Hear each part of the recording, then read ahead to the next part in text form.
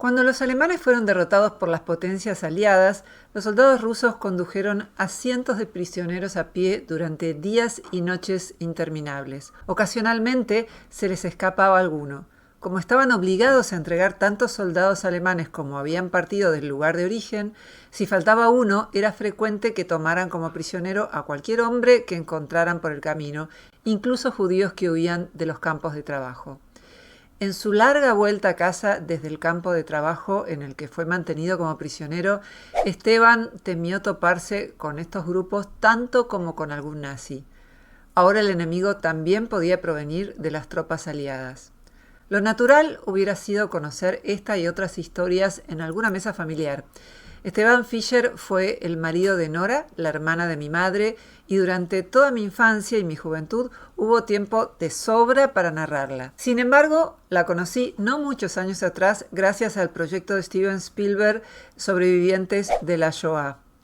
Esteban dejó su testimonio durante horas para este archivo de la memoria, del mismo modo en que lo hicieron cientos de sobrevivientes del Holocausto. Con una serenidad asombrosa, sin quebrarse jamás, mirando fijo a la cámara y con la maestría de un gran narrador, contó su historia como si el protagonista hubiese sido otro. Durante mi infancia tuve acceso a fragmentos de esta odisea. Sabía que mascaba el cinturón de cuero para engañar al estómago, que los sábados a la tarde se sentaba a ver películas en las que los nazis eran derrotados, que le gustaba ver la mesa llena de comida. Sus 3 hijos oyeron más relatos, pero en general el tema era evitado, quizás porque era demasiado doloroso para ser transmitido o recordado. En 1978, cuando empecé a trabajar como periodista, Esteban me entregó un artículo en el que reflexionaba sobre las contradicciones del comunismo húngaro, del que también huyó subrepticiamente. En la revista de actualidad en la que yo trabajaba no había ocasión de publicarlo, así que la nota se perdió en la noche de los tiempos. Quizás en ese momento Esteban quiso contarme la historia completa. Sea como fuere, perdí la oportunidad y ahora, unos cuantos años después de su muerte, siento el deseo y el deber de compensar esa falta. Durante 2 días oí la pormenorizada narración que terminó enlatada para que un historiador tal vez se nutra de ella. Habiendo innumerables relatos, es difícil que esto ocurra. Me fijé si fue publicado en internet, pero solo vi una necrológica de 2 líneas en la que consta que Esteban vivió 85 años y murió en la ciudad de Buenos Aires. Primero pensé que con subir su testimonio filmado era suficiente. Lo hice y van a poder encontrar los enlaces en el primer comentario de este video. Pero el valor de su historia excede en mucho el anecdotario personal y amerita también una narración comentada, por las estrategias individuales gracias a las cuales logró sobrevivir, aplicables a cualquier situación humana, y por lo que la historia del Holocausto tiene para enseñarle al conjunto de la humanidad. Desde muy chico comprendió que era distinto al resto, solo dejaba de recibir insultos como judío de M o por culpa de los tuyos asesinaron a Jesús cuando asistía al jardín de infantes de la comunidad judía reformista de Kolozsvár, la ciudad húngara en la que había nacido en 1922. Sus padres eran religiosos y conservaban las tradiciones kosher en relación a la comida. Fue a una secundaria común, laica, y se convirtió en sionista de izquierda, básicamente en la esperanza de encontrar un lugar libre de insultos para los de su condición. Años más tarde rechazaría la posibilidad de emigrar al Estado de Israel, donde la guerra de la que pretendía huir se perpetuaba. Que yo me recuerdo que ya cuando yo me iba al jardín de infantes y cuando tuve que ir a casa, tuve que pasar adelante de una escuela del Estado, donde a nosotros ya nos gritaban y teníamos miedo y siempre nos tuvieron que acompañar con alguien porque siempre nos sentían que somos, decían, porquería de judíos. Así que desde chiquito de jardín de infantes ya empecé a sentir que hay una diferencia, no podía saber por qué, pero eso es. Y eso seguía hasta los 4 años, hasta que yo estuve en esa escuela primaria de la comunidad reformista. Las leyes raciales impedían que los judíos hiciesen el servicio militar y en 1938 se incrementaron las restricciones y los actos discriminatorios. 1 o 2 veces por semana estaba obligado a subir a una montaña para construir canchas de esquí. Al año siguiente ya no se aceptaban judíos en escuelas comunes, de modo que se pasó al Tarbut, un colegio creado especialmente para paliar esta situación. A la tarde iba al taller de carpintería, donde aprendió un oficio que le salvó la vida en varias ocasiones. Devoraba libros con entusiasmo, aprendió varios idiomas y disfrutó de las ventajas de vivir en una ciudad universitaria. El tamaño de su biblioteca marxista iba en aumento hasta que alguien lo delató.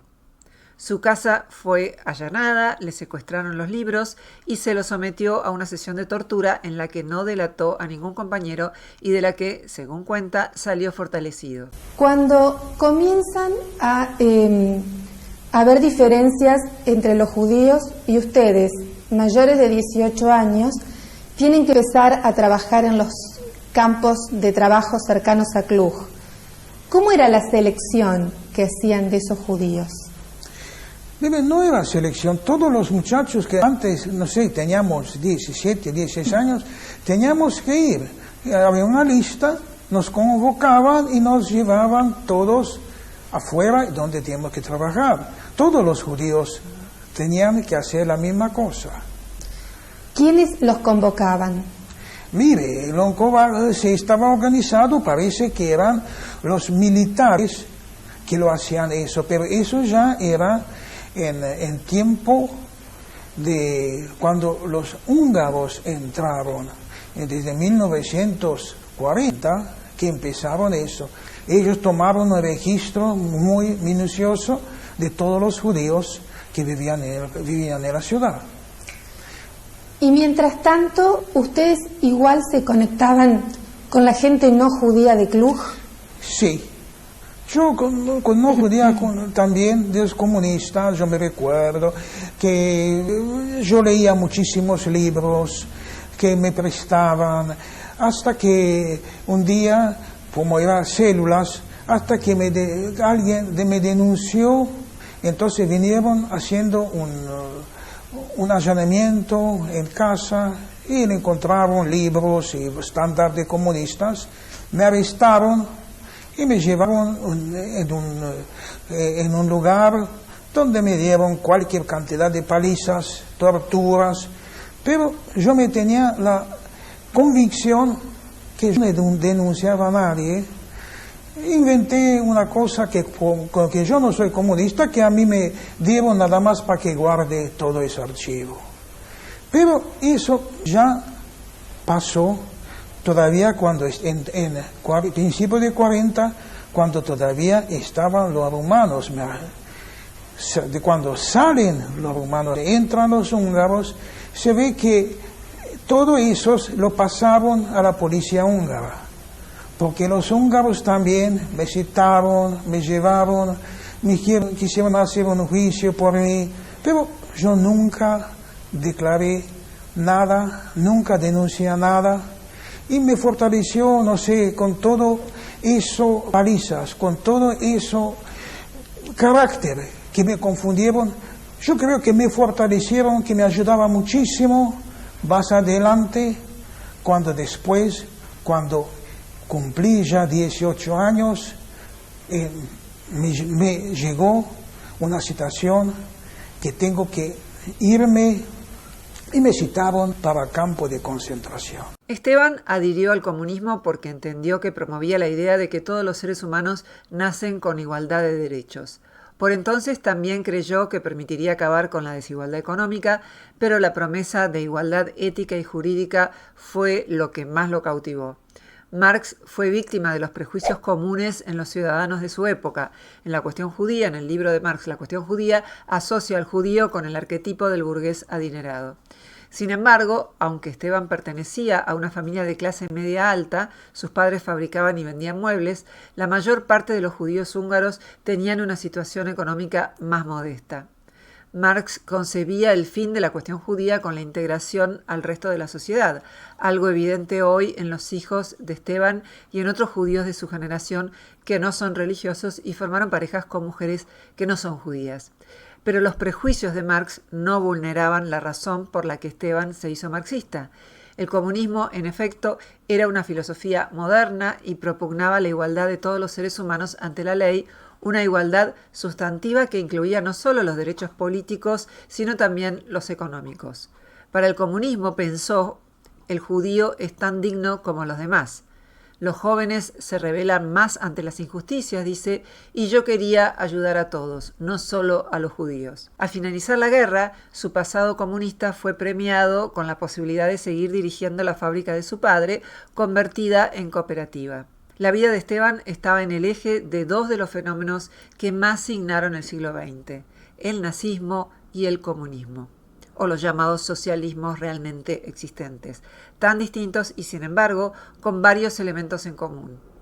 Huyó de ambos a pie, solo, en condiciones que podrían haber doblegado casi a cualquier ser humano. ¿Por qué pudo salvarse? Además de la suerte, ¿qué disposiciones le permitieron sobrevivir?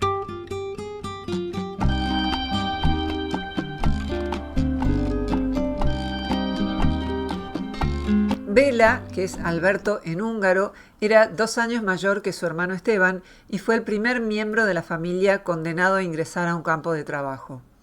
Durante la Segunda Guerra Mundial, Hungría fue aliada de Alemania, de la que obtuvo algunos beneficios territoriales, pero mientras combatía contra la Unión Soviética, mantuvo negociaciones de paz secretas con los Estados Unidos y el Reino Unido. Hitler descubrió su traición y en 1944 las fuerzas alemanas ocuparon Hungría para evitar una deserción similar a la de Italia. En 1941 las fuerzas húngaras participaron de la invasión a Yugoslavia y a la Unión Soviética. Bela fue llevado a la fuerza a una mina de carbón de Yugoslavia, desde la que cada tanto enviaba una carta a la familia. Los hombres fuertes eran esclavizados en los campos de trabajo, el resto deportado a los guetos y más tarde a los campos de concentración. Esteban viajó a la frontera para visitar a su hermano y le aconsejó que escapara, pero Bela era muy obediente y no se animó a cuenta. Los que tenían un comportamiento sumiso rara vez se salvaron. Fue la última vez que lo vio. Al terminar la guerra, Esteban supo por boca de algunos soldados que cuando los alemanes se retiraron de Yugoslavia, Bela caminó hasta la frontera con Viena. Cayó enfermo de fiebre tifoidea y al entrar al hospital le regaló su campera a otro soldado en la certeza de que ya no saldría de allí. Nos juntaban y la primera vez cuando nos metieron dentro de un vagón de carga, cualquier cantidad de gente, y dijeron que vamos a ir en una parte de Transilvania que se llamaba en rumano Oria Mare y en húngaro Noc Baño. Quiere significar, era una cuenca dentro del Cárpatos donde era un centro donde se juntaban todos los trabajadores. De allí se distribuía en todo los países. Era un centro principal donde primero llegaba la gente y después de allí se distribuía en varias partes. ¿Cómo fue el viaje en los trenes? ¿Cómo eran los vagones? Como los vagones de carga de ganado, nos metían allí y nos dejaban hasta allí, eso sin decir que dónde vamos, muchas veces entraban en una estación y nos dejaban allí un día hasta que el otro día empezamos la marcha. Pero en general, tengo que decirle que todos los guardias, todos los húngaros en sí, eran gente que en sí ya eran antisemitas. Se inculcaba a ellos desde chicos, parece, y aparte ellos encontraban a nosotros gente donde ellos pueden tener como esclavos. Yo no puedo decir, pero yo tengo muy mal recuerdo de los guardias húngaros y todo de la población húngara. Y yo me recuerdo, no sé exactamente por qué, una vez, no sé por qué disgusto del taller, que parece que no cumplimos con la cantidad de arreglos, vino un sargento y me dio una paliza, me dio una gran bofetada y me rompió el tímpano. Desde entonces ya tengo problema con mi oreja izquierda, pero en general, ya le digo, nos levantamos a las 4, nos daban un desayuno que decían que era un café, pero era un agua colorada, y nos daban un pan nada más.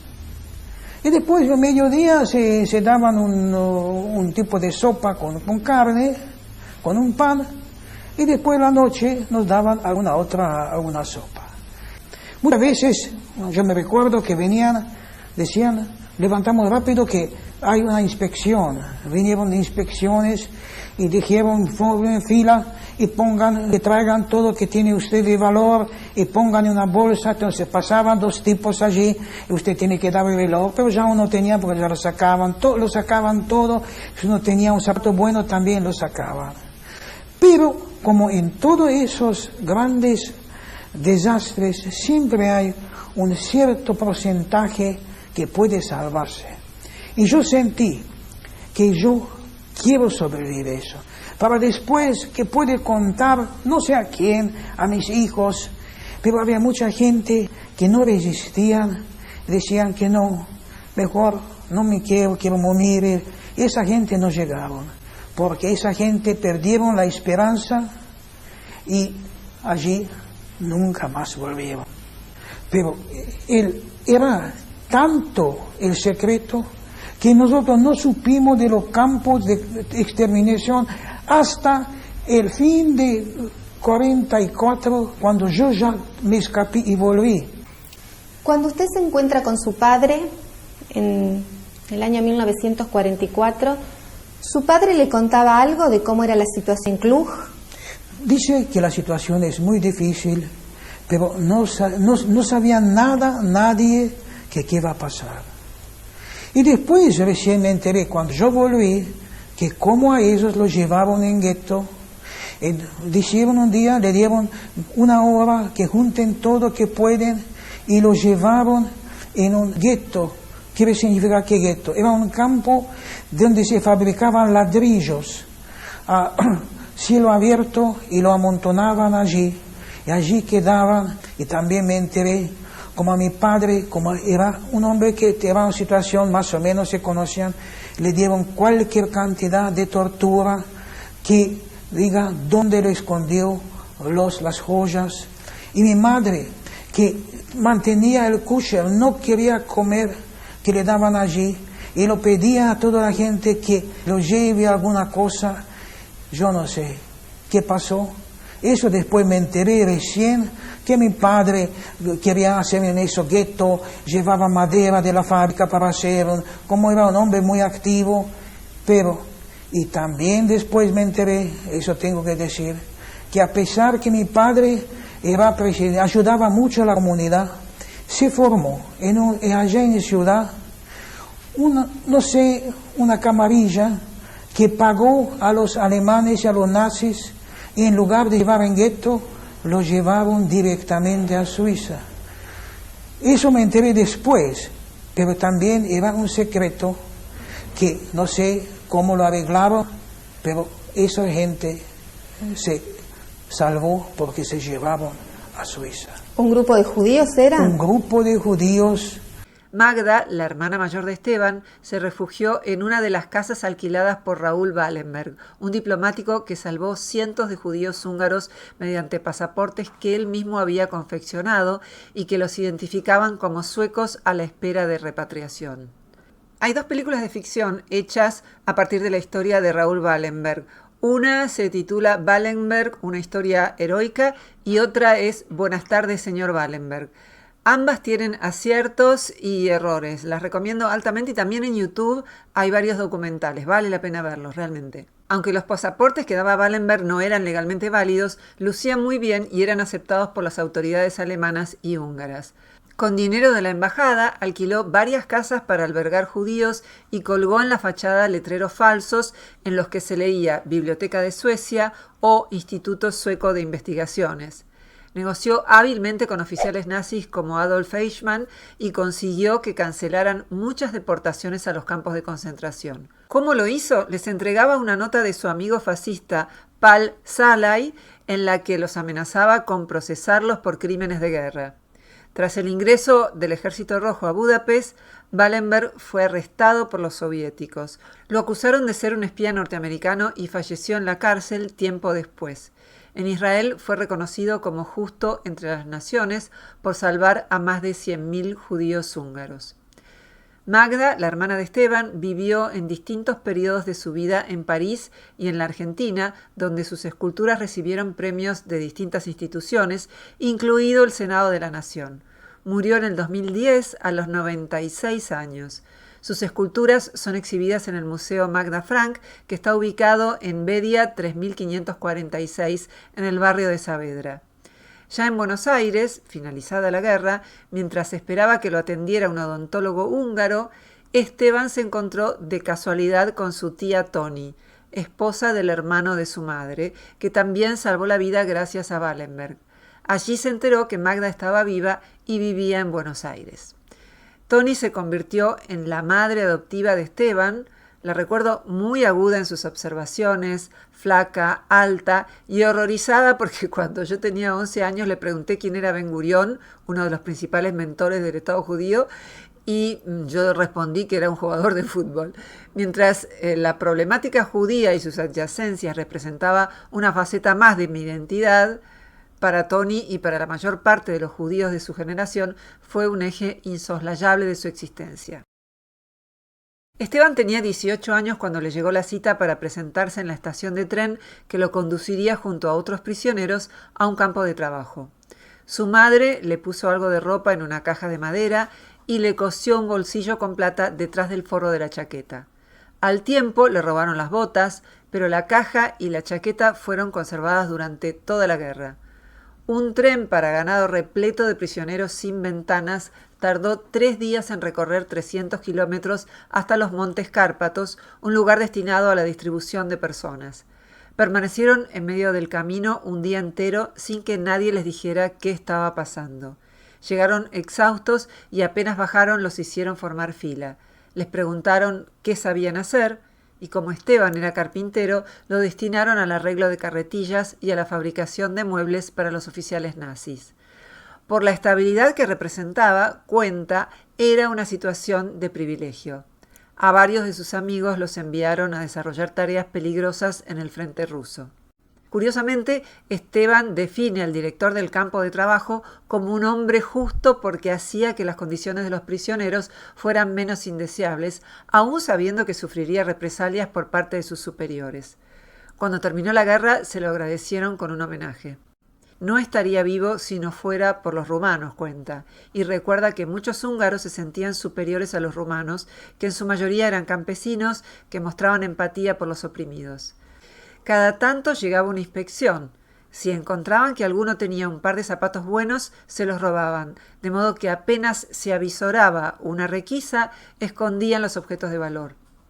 Yo quería sobrevivir, cuenta Esteban, pero otros perdían la esperanza y preferían morirse. Nunca más volvieron. Una de las estrategias más recurrentes de las que se valió Esteban fue la desobediencia, una rebeldía minuciosamente estudiada que le salvó la vida. Si una carretilla era muy difícil de arreglar, la quemaba. Si en la mitad de la noche lo obligaban a levantarse para limpiar el camino de nieve, se escondía donde no había luz y no lo hacía. Una noche en la que los norteamericanos bombardearon la zona, le ordenaron que limpiara los escombros. De nuevo se escondió, aunque la tarea del día siguiente fue ineludible. Se vio obligado a construir ataúdes para los caídos en combate. Otros apelaban al camuflaje. Uno de sus compañeros solía vestirse de oficial húngaro hasta que lo apresaron. Cuando miles son sometidos, dice Esteban, y el deseo de sobrevivir es muy fuerte, siempre alguno logra escapar. Durante meses los prisioneros se contactaban ocasionalmente con familiares. Más tarde se interrumpieron las comunicaciones. Y siempre existió el contrabando. Si un familiar enviaba 100 unidades de moneda oficial, llegaban 10. En cierta oportunidad, a Esteban lo mandaron a un aserradero a cortar madera. Su padre se enteró y fue a visitarlo. «Papá», le dijo, «escapate de Kolozsvár». Pero Rudolf respondió que había ofrecido muchos años de trabajo a su país, que su patria no podía defraudar a quien la había defendido arriesgando su vida en el ejército austrohúngaro durante la Primera Guerra Mundial. Rudolf se despidió con lágrimas en los ojos, apenado por ver a su hijo en esa situación. Fue la última vez que Esteban lo vio. Durante el otoño de 1944, con el avance de las tropas aliadas, se levantó el campo de trabajo. Los prisioneros debían atravesar las montañas y los guardias, nerviosos, disparaban al aire. Fue entonces cuando Esteban intuyó que si seguía con ellos, lo matarían para librarse de testigos. Solo, sin compañía y sin haberle comentado nada a nadie, decidió escaparse. Caminó durante toda la noche a través de las montañas. Hacia el amanecer se escondió en un galpón en el que se guardaba la comida de los animales. Un perro comenzó a ladrar, un campesino rumano se acercó y le recomendó que huyera porque había visto a un grupo de gendarmes húngaros. Se los distinguía porque llevaban una pluma de gallo en el sombrero. Caminó a través de las montañas hasta que encontró un bosque. Se alimentó con raíces, nueces y algunos frutos silvestres mientras masticaba el cinturón de cuero, imaginando que había algo más para la cena. Cavó un hoyo en la tierra, se metió adentro y se tapó con ramas. A la mañana siguiente, otro campesino rumano le acercó comida y le dijo que se quedara tranquilo, que la guerra estaba a punto de terminar. Esa noche el cielo se iluminó de proyectiles. A lo lejos vio pasar a los alemanes con carros tirados por prisioneros judíos. Las caminatas de la muerte fueron un medio eficaz de exterminar a los últimos sobrevivientes de los campos de concentración. Con el corazón a punto de estallar, volvió al hoyo hasta que el rumano le dijo que los alemanes se habían alejado. Caminó solo a través de las montañas hasta que al descender se cruzó con la retaguardia del ejército ruso. Se presentó como traductor y lo incorporaron a las columnas. Con ellos llegó a su pueblo natal. Se preguntaba por qué, teniendo mejores armas, los alemanes no habían salido victoriosos. Le contaron que, si no disponían de alimentos, emprendían la retirada, mientras que los rusos luchaban hasta morir. Si no agotaban la última munición, no retrocedían. Cientos de rusos entraban a las casas, las saqueaban y violaban a las mujeres. Le dijeron que no revelara su condición de judío porque los ucranianos antisemitas lo delatarían. Durante 6 días caminó 350 kilómetros hasta la ciudad de la que había partido 4 años antes. Al llegar, supo por primera vez sobre los campos de exterminio. Su casa y la fábrica estaban semidestruidas por el impacto de las bombas. El negocio de sus padres se había convertido en una fábrica de municiones. Decidió reconstruir la fábrica para cuando sus padres volviesen. Buscó contactarse con centros de información para sobrevivientes y se alegró de encontrar el nombre de su padre, Rudolf Fischer. Finalizada la guerra, Esteban esperó durante mucho tiempo la vuelta de sus padres. Aprovechó para concluir sus estudios de economía política en la facultad y tomó cursos de especialización en carpintería. Disponer de una buena formación sería su mejor capital. El Rudolf Fischer, de cuya existencia lo habían notificado, no era su padre, sino un homónimo. Y de repente apareció un primo mío que vivía con nosotros, que el padre de él lo criábamos con nosotros. Y contaba cosas que yo muchas veces no lo creía, pero era el único testigo que él decía que a mí mis padres los llevaban al gueto y del gueto justo con él lo metieron en un vagón de ganado y en el Auschwitz ahí a ellos le pusieron un lado y lo exterminaron. No me gustó nada el relato de mi primo. Algo sentía que ese hombre se cambió algo y después me contaron gente que ese hombre vivía gracias que robaban la comida de los otros y así pudo sobrevivir. Yo no sabía nada de eso. En contrario, cuando volví lo tomé yo también de negocio, como socio, para ver, esperando a mi padre. Pero el tiempo pasó y mi padre no volvió más y la situación cada vez se puso más difícil. ¿Cuáles fueron las noticias que recibió usted de toda su familia en esa época? Mire, recibí que todos mis tíos que quedaron en Hungría murieron, fueron deportados. Todos mis primos nunca más lo vi.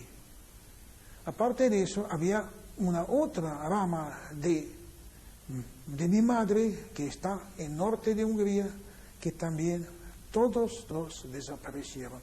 Todos fueron deportados y nunca ninguno volvió. El destino final fue Auschwitz, donde su madre se negó a ingerir alimentos que no fueran kosher y suplicó que no la separaran de su marido, lo que le valió una golpiza, antesala del destino final que compartieron 1.100.000 personas en el mayor campo de exterminio de la historia del nazismo. Durante los primeros meses, Esteban oyó innumerables historias. Supo que un familiar había fingido un accidente, volvió herido del campo de trabajo a su casa, pero el artilugio salió mal porque desde allí lo enviaron al gueto y más tarde a Auschwitz. Se enteró de que en el gueto hacían largas filas para ir al baño.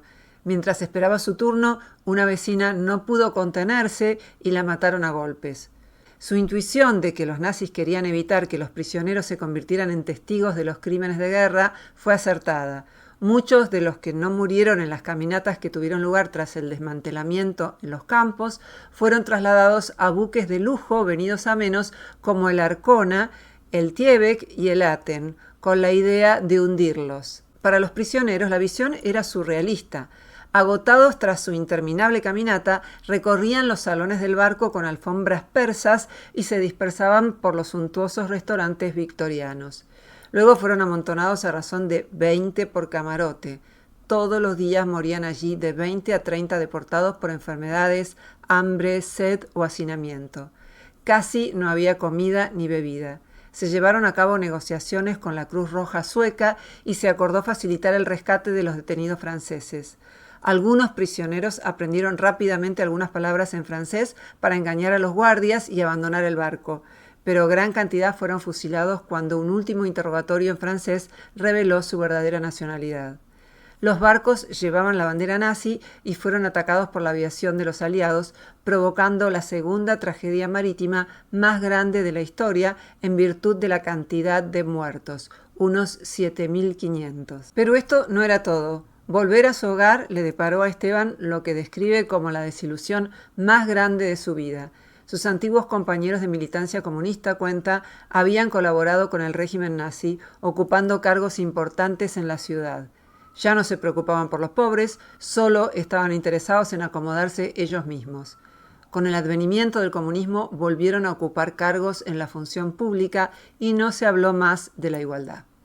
Los comunistas lo dejaron a cargo de la fábrica de su padre, convertida en cooperativa gracias a su pasado político de izquierda, pero temió que si manifestaba abiertamente sus críticas, incluso sus amigos podían delatarlo y deportarlo a Siberia. Pero yo me di cuenta que eso no es que yo estaba pensando, yo estaba soñando. No es así, porque lo vi que en lugar de más o menos cambiar la situación, no. Ellos querían estatizar todo. Ellos querían más o menos, en lugar de realmente hacerse una transformación, ellos no hicieron nada. Había nada más que una camarilla que se vivía bien, que tenían los mejores departamentos, casas, que los sacaban de los judíos y estaban vacíos, que ellos se metieron allí adentro. Yo lo vi que el comunismo no es comunismo, es una dictadura de algunos, que eso yo sentí que yo no puedo vivir en eso, donde el único que están haciendo nada más que declamando cosas que no son reales, que es pura mentira. Y aquí justamente me encontré, yo me recuerdo en últimos tiempos, con ese gran amigo mío, que a su vez se escapó, no sé por qué, y yo lo conté, que mire, yo no puedo vivir bajo eso. Entonces dice, ¿cómo vos? ¿Qué comunista sos vos? Y tenía miedo que me iba a delatar. Y usted sabe, cuando lo delataba, a usted se lo llevaban. Entonces decidí de irme. No dije nada a nadie. Ya tenía un departamento alquilado, me hice una valijita chiquita, me contacté con gente que hacía contrabando de hombres. Yo pagué algo $300, pesos. Entonces me dijeron que vaya bien vestido a la estación de trenes con una valija chiquitita y vayan tal y tal pueblo. Así fue. No dije nada a nadie, me fui a la estación, tomé el tren y llegué en un pueblo cerca del norte, entre la frontera de Hungría y Rumania. Y de repente apareció un primo mío que vivía con nosotros, que el padre de él lo criaban con nosotros, y contaba cosas que yo muchas veces no lo creía, pero era el único testigo que él decía que a mí mis padres lo llevaban en gueto, y del gueto justo con él lo metieron en un vagón de ganado, y en el Auschwitz ahí a ellos le pusieron un lado y lo exterminaron. No me gustó nada el relato de mi primo. Algo sentía que ese hombre se cambió algo, y después me contaron gente que ese hombre vivía gracias que robaban la comida de los otros y así pudo sobrevivir. Yo no sabía nada de eso. En contrario, cuando volvió lo tomé yo también de negocio, como socio, para ver, esperando a mi padre. Pero el tiempo pasó y mi padre no volvió más, y la situación cada vez se puso más difícil. ¿Cuáles fueron las noticias que recibió usted de toda su familia en esa época? Mire, recibí que todos mis tíos que quedaron en Hungría murieron, fueron deportados. Todos mis primos nunca más lo vi. Aparte de eso, había una otra rama de mi madre que está en el norte de Hungría, que también todos los desaparecieron. Todos fueron deportados y nunca ninguno volvió. ¿Por qué no dejaban salir? Porque ya era un sistema comunista que no daba ni pasaporte, no dejaban salir a los pueblos, a la gente. No dejaban salir a nadie. No dejaban salir a nadie. Por entonces se había puesto de novio con una mujer que se llamaba igual que su hermana, Magda. Aunque vivían juntos, sin decirle nada ni a ella ni a nadie, solo, tal como lo había hecho cuando se desmanteló el campo de trabajo, armó una pequeña valija y huyó para siempre de su pueblo natal. ¿Y usted logra escaparse? Yo logro escaparme, sí, ya le dije que fui a la frontera, allí esperaban, es el día cuando dijeron que podemos, era en pleno verano, pleno invierno, pasamos por un campo con nieve, escoltado por soldados romanos que nos llevaban, porque ellos dijeron, llevan como dicen, si llega una inspección, pueden decir que nos arrestaron. Por supuesto que esa gente estaban pagados, pero escoltaban, ellos querían más o menos cubrirse. Nos llevaban a la frontera y dijeron, mire, váyase que al otro lado está Hungría. Y nosotros con eso era muy peligroso, porque esa gente, como estaban allí solo, podía haber matado, como pasó muchas veces, que para matar a unos, para sacar poco valijas que llevaba, pero tuvimos suerte, así llegué en el lado húngaro, y allí después pudo llegar a Budapest, donde vivía mi hermana. Magda le dio algo de dinero y Esteban esperó 6 meses para obtener un pasaporte. Muchos de sus compañeros sionistas habían emigrado a Israel, pero intuyó que esa alternativa no le permitiría vivir en paz.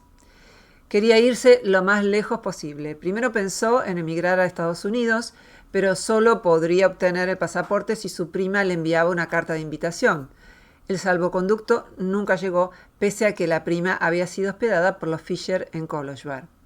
Evaluó la posibilidad de ir a Canadá, pero pedían $500 para ingresar al país. De Budapest partió para Italia, donde se proponía juntar algo de dinero para viajar a Sudamérica y ayudar a su hermana. Trabajó en Génova como carpintero de una obra, bajó a Roma, donde había pocos judíos en su situación, pero una entidad que ayudaba a las víctimas del Holocausto le dio algo de dinero y cuando estuvo listo para partir, la embajada argentina le negó el pasaporte. Obtuvo uno de la Cruz Roja y la posibilidad de ingresar legalmente a Paraguay. En 1948 se embarcó a Sudamérica. La imaginaba llena de sioux, los indios que había visto en el cine.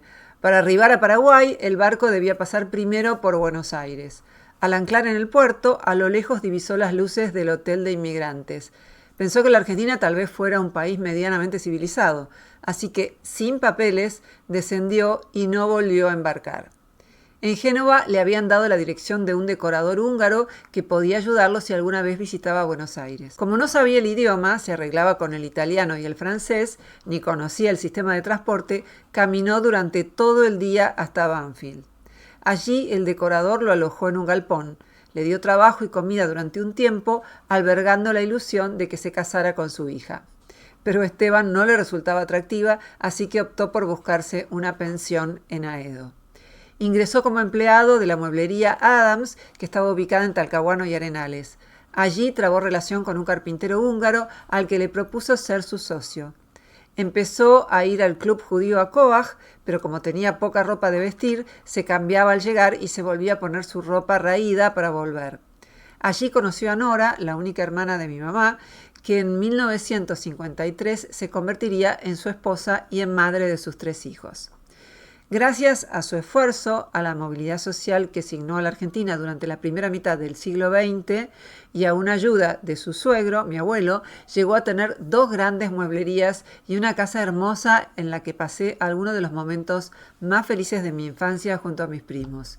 En la Fundación para el Archivo de Spielberg le preguntaron a Esteban si había dado a sus hijos una educación religiosa. Respondió que no, porque no quería que se sintieran distintos a los demás. Quise que tuvieran una vida más feliz que la mía, que aprendan que es su obligación trabajar, que la plata fácil no sirve y que sepan que son judíos nada más. Mis primos fueron circuncidados e hicieron el bar mitzvah, pero al igual que a mí, el judaísmo les entró más por el estómago que por la cabeza en las cenas del Año Nuevo Judío y en el Día del Perdón, las 2 únicas ocasiones en las que asistíamos al templo, más por tradición que por religiosidad. Y junto a la comida, la buena costumbre de reunirse para celebrar. Sin ánimo religioso alguno, mi primo Daniel mantiene la costumbre de reunirse con la familia para el Año Nuevo Judío y a mediados de diciembre decora su casa con un hermoso árbol de Navidad. ¿Tiene algún mensaje para las generaciones posteriores?, le pregunta a Esteban Mónica Salomón, la entrevistadora del proyecto Spielberg. Frente a la foto de Iván, su primer nieto, que hoy ya es grande, responde: espero que no tenga que pasar por lo que yo pasé. Si se olvida con facilidad, puede volver a repetirse. Cuando estalló la guerra, la hermana mayor de Esteban estudiaba ingeniería en Suiza. ¿Quién iba a contratar a una mujer?, le dijo uno de los docentes de la carrera. En Berna, Magda fue albergada por la familia Kay, de la que hizo varios retratos. En 1939 viajó a Budapest, se casó con un húngaro y buscó refugio en una de las viviendas que Wallenberg alquiló para proteger a los judíos, identificándolos como suecos a la espera de repatriación. La comida era escasa. Para que los vecinos no advirtieran que los departamentos estaban abarrotados de gente, tiraban la cadena del baño una sola vez por día. Allí supo que estaba embarazada y prefirió abortar. Si salgo viva de aquí, se dijo, nunca más haré cosas que no me gustan. Adoptó el apellido de casada, Frank, pero el matrimonio terminó en 1948, cuando su esposo la obligó a decidir entre la escultura o el matrimonio. Magda llamaba a las esculturas mis hijos y a un hijo no se lo abandona, decía. Su primera obra de grandes dimensiones fue creada en 1964 en Portoroz, Yugoslavia. Sobre ella escribió: Espíritu de la tierra, guarda el recuerdo de mi hermano Bela, torturado a muerte por los nazis. Dividió su vida entre Francia y la Argentina. Sus ingresos provenían de los grandes monumentos que le encargaban los gobiernos o arquitectos como Jean Balladur o Henri Potier. Hoy sus esculturas están presentes en 22 lugares públicos de París, Orleans, Toulouse y Budapest, entre otras ciudades, en el Museo de Arte Moderno de París y en el Museo Nacional de Bellas Artes de Budapest. Tuvo su primer encuentro con la cultura americana en el Museo del Hombre de París.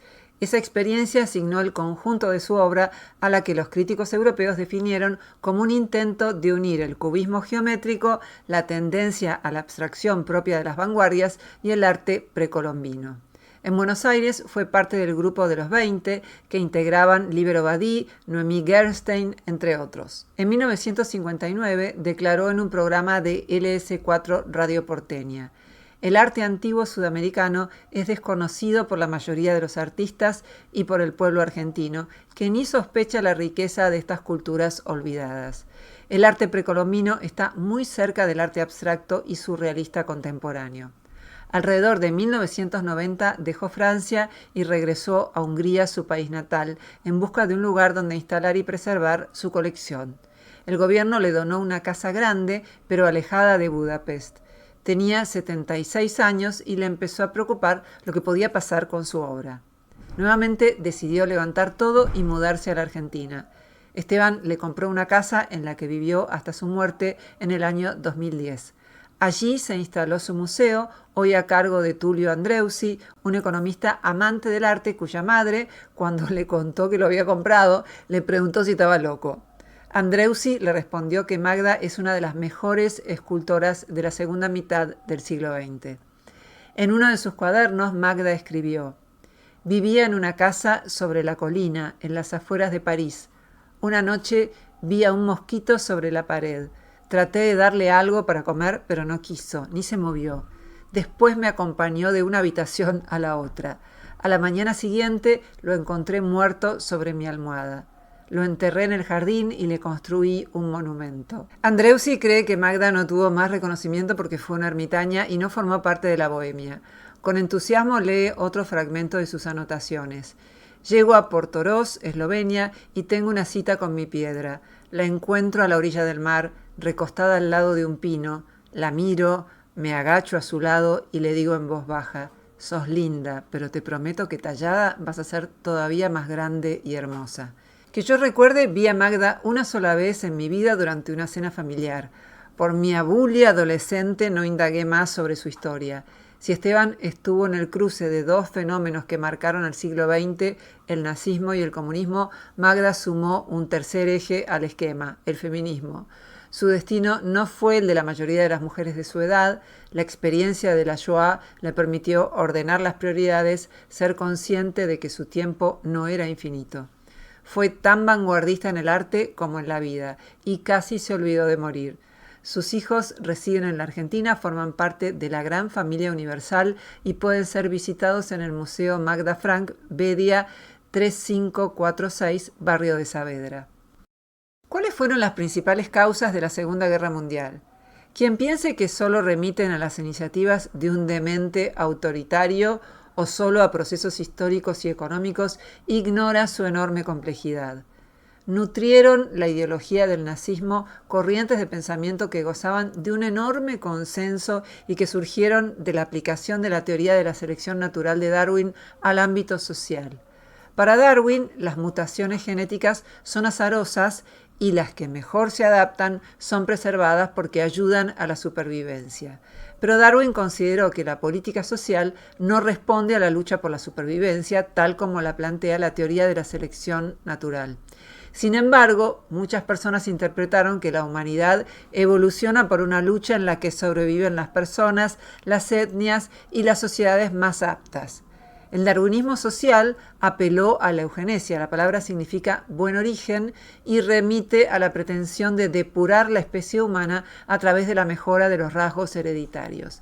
Estas ideas eran compartidas por muchísimas personas.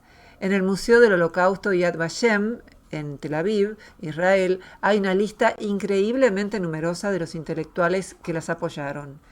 El nazismo consideró que algunos seres humanos nacen degenerados y que la raza aria entre comillas, era lo que debía perdurar y liderar. Desde su perspectiva, los gitanos, los judíos, los homosexuales y los disidentes políticos no merecían vivir. Pero los conocimientos sobre genética de los que disponemos hoy en día refutan estas creencias. Todos los seres humanos comparten aproximadamente el 99,9% de su ADN y el 0,1% restante contribuye a la diversidad genética individual. nos separan del chimpancé y de otros primates alrededor del 1% de los genes. Sabemos, en base a diversos estudios realizados por Frans de Waal y otros investigadores, que muchos mamíferos, incluidos el ser humano, nacen con una tendencia a la empatía y que sin cooperación la especie humana no hubiese sobrevivido. También nacemos con impulsos antisociales, con la capacidad de agredir y, al igual que otros primates, con la tendencia a marcar territorio, lo que explica que prácticamente no exista cultura que no haya pasado por la experiencia de la guerra. Esta disposición fue evidente en la voluntad de Alemania de recuperar las colonias y otros territorios que había perdido en la Primera Guerra Mundial. La antropología contemporánea no acepta la idea de buen salvaje. El ensañamiento con los judíos no fue inventado por los nazis, viene de muy antiguo y se origina en la furia que despertó la crucifixión de Jesús, una culpa que se generalizó a todos los judíos, incluso a los que nacieron muchos siglos más tarde, y que se nutrió de estereotipos como el del judío rico, aun cuando los judíos pobres siempre los superaban en número.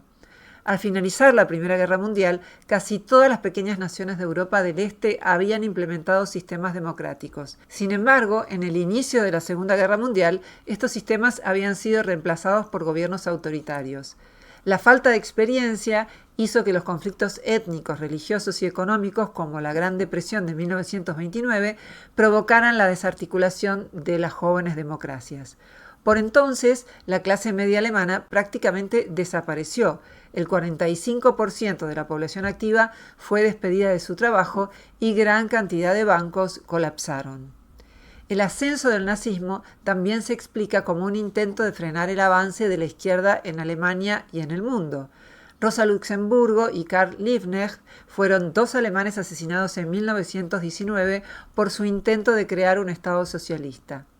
Al autodenominarse nacionalsocialismo, el partido de Hitler aspiraba a proclamar una versión moderada de una corriente política que en realidad abominaba. Los estudios de psicología social también ayudaron a comprender el fenómeno del nazismo, en particular el argumento de los militares nazis, compartido por los militares argentinos acusados de crímenes de lesa humanidad.